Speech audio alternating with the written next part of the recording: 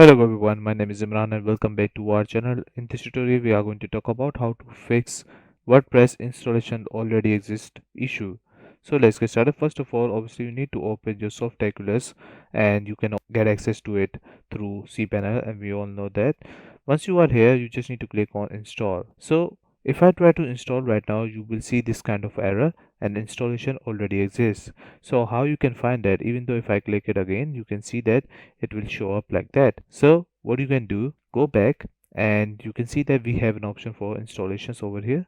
Just click on this and you can see that we have already an installation over here. What you can do now, you can just click on edit details or delete or remove this by just clicking on this option. Once you click on this, you will see that remove directory, remove database user, everything will be removed from over here.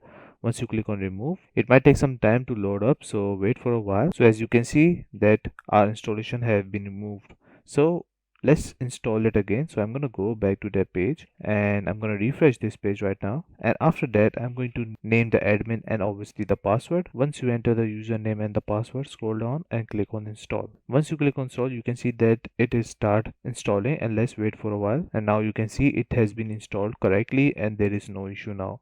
So that's it. This is all you need to know how to do it. I hope you like this video. Please subscribe. Bye bye and take care.